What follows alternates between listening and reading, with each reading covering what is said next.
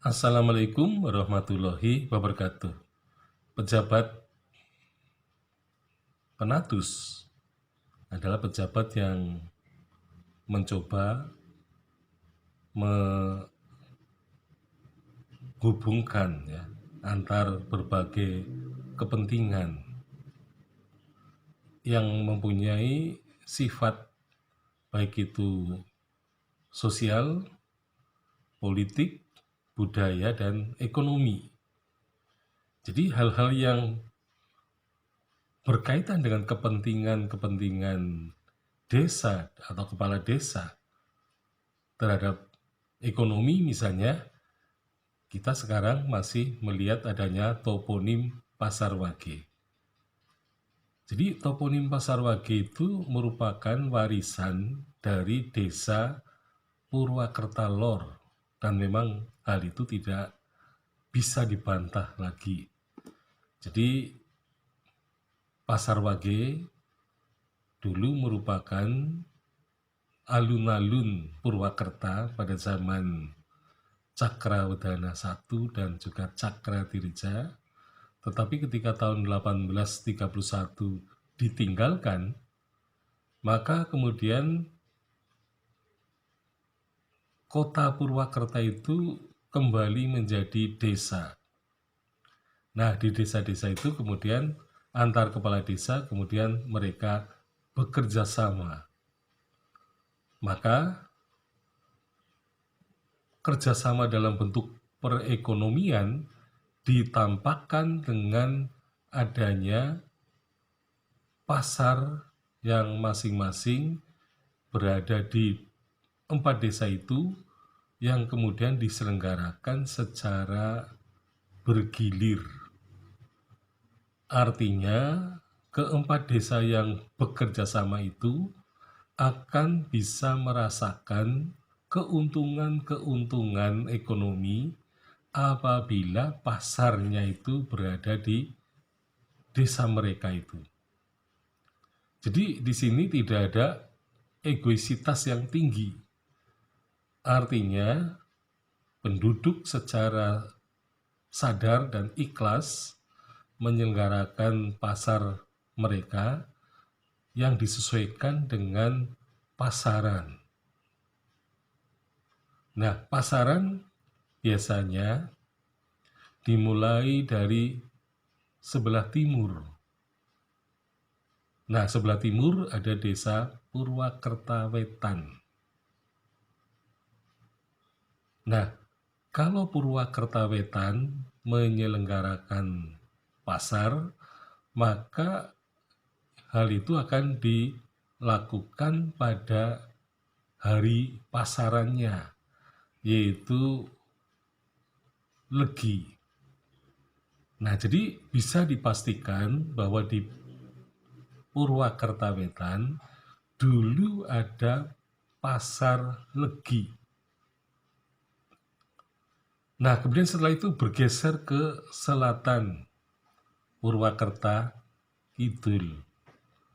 Maka pasar di Purwakerta Kidul pada hari Pahing maka disebut Pasar Pahing. Nah, kemudian pada hari Pon beralih ke Purwakerta Kulon.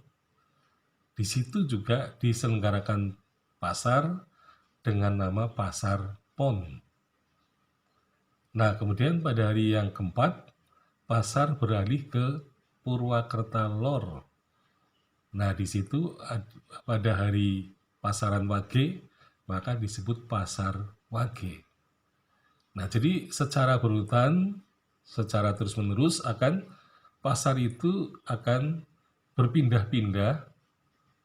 Nah, karena tidak ada desa yang di tengah, tidak ada Purwakerta Tengah, maka tidak ada pasar Kliwon.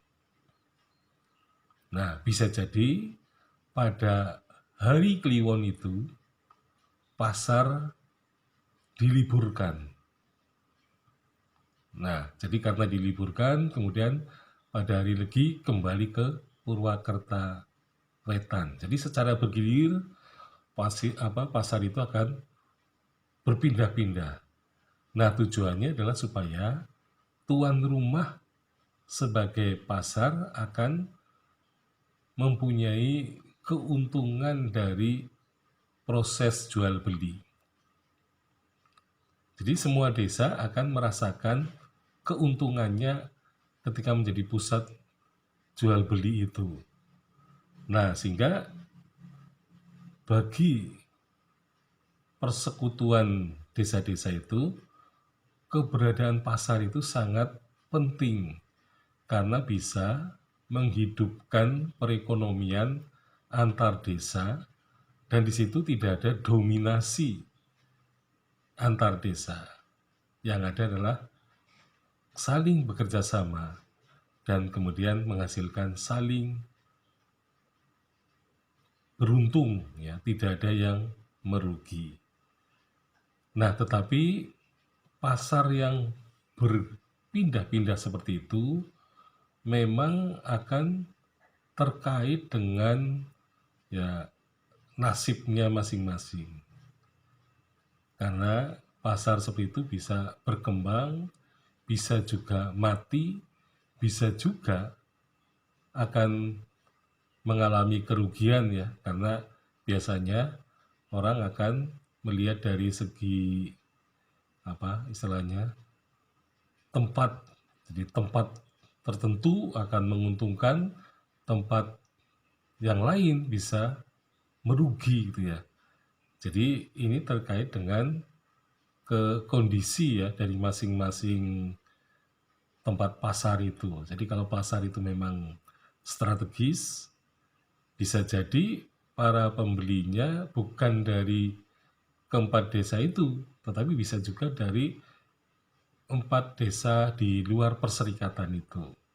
Jadi kalau misalnya desa yang lain di luar perserikatan itu datang ke suatu pasar itu, maka pasar itu akan lebih ramai dan akan lebih menghasilkan, ya, dan menguntungkan secara ekonomi.